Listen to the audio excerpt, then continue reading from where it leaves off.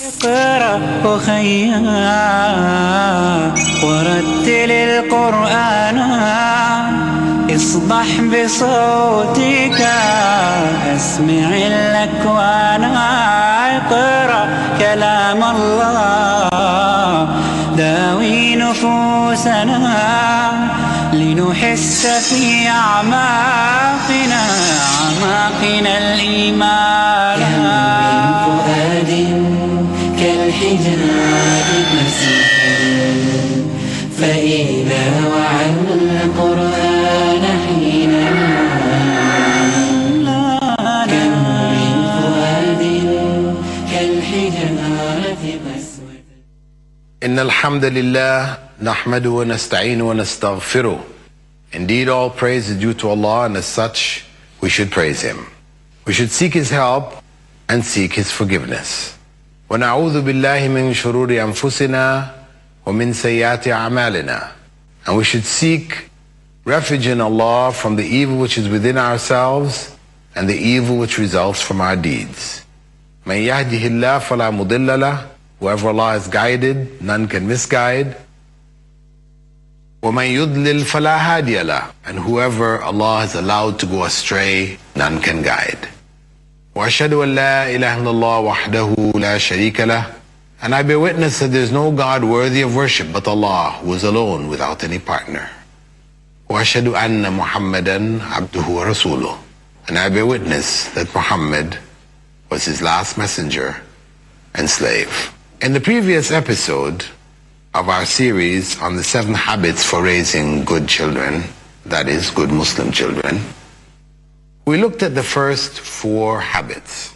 Before looking at the first habit, we spoke about the importance of making certain choices before the child even is born.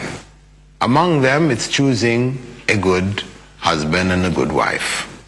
The first of the habits was to make dua or supplication for righteous children, as those before us did, mentioned in the Quran. The prophets and those around them prayed for righteous children. The second habit that we spoke about was that the children have a right to righteous parents, that their parents be of the muttaqeen, those who have taqwa, who fear God, who live righteous lives. They have the correct concept of God, and they apply the principles of Islam in their lives.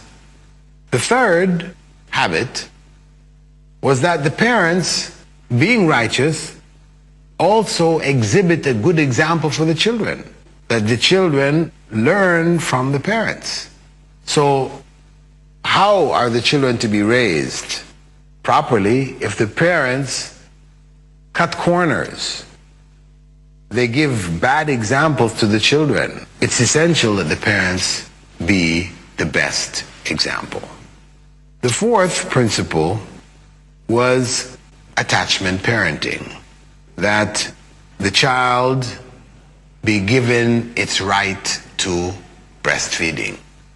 Instead of being given a bottle or a pacifier or whatever, the breast is there.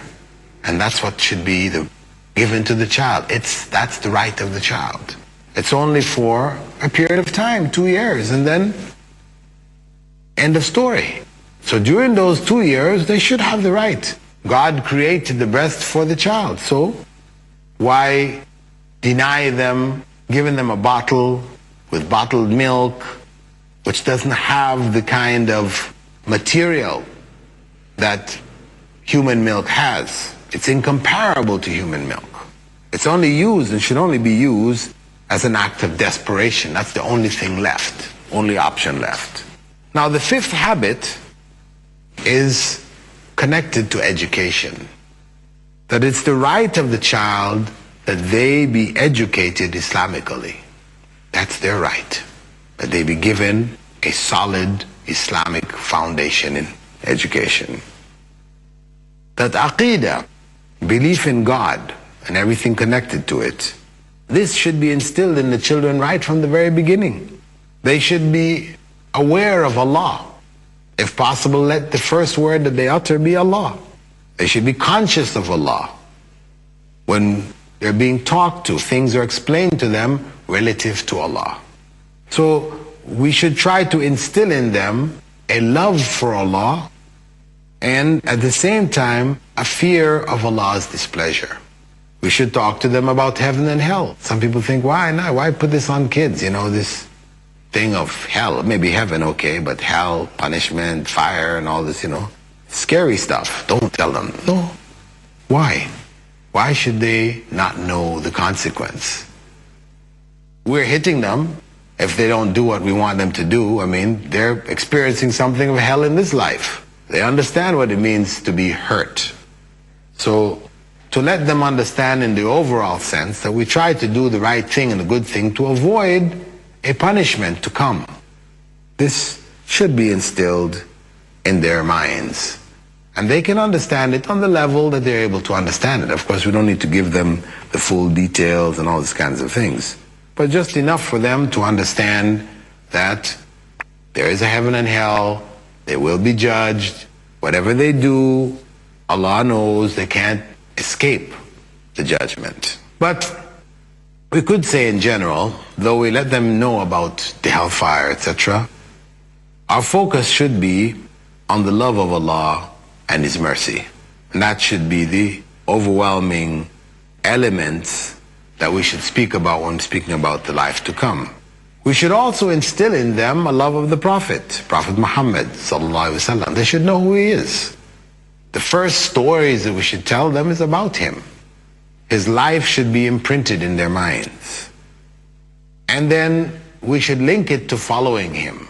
Not just telling them the story for the sake of the story, but that they try to live lives which follow the way that he taught. And they let the child know we do this or we do that because the Prophet said to do it, or the Prophet did it that way. May God's peace and blessing be upon him. And we explain to them, as we talk to them about heaven and hell, that the way of the Prophet is the way to paradise. So they make that connection. Also, we should give them formal lessons in both Aqidah, which has to do with Allah, how we conceive Allah, and also in akhlaq, or manners, correct Islamic manners.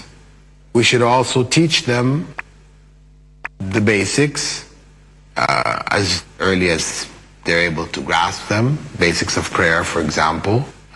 Definitely by the age of 7, Prophet Muhammad ﷺ had said we should teach our children prayer by the age of 7. But prayer by the age of 7 doesn't mean, as is commonly understood among people, that we only teach them to go through the motions, what may be referred to as, you know, a monkey prayer. You can teach a monkey how to pray, so we teach our kids how to pray, they do the same thing. No. Teaching them how to pray means also we teach them about wudu, how to wash themselves before prayer. They're conscious of it. And we teach them what is said in the prayer and that they understand it. You know, of course to the level of their age. But teaching them how to pray means everything connected with it. The little girls should be taught about hijab, etc. Though it's not compulsory on them, you know. And they should know, in terms of Islamic dress, you know, elements of shyness. They should have a shyness to expose themselves. We want to develop that from the early stages. As I said, it is important that they develop the early practices which may be possible at their age level.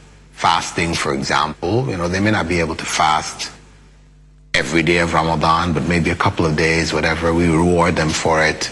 And we start to develop in them as much of the practices as we can. We're going to take a break here now and come back after the break to continue to look at the education of the Muslim child.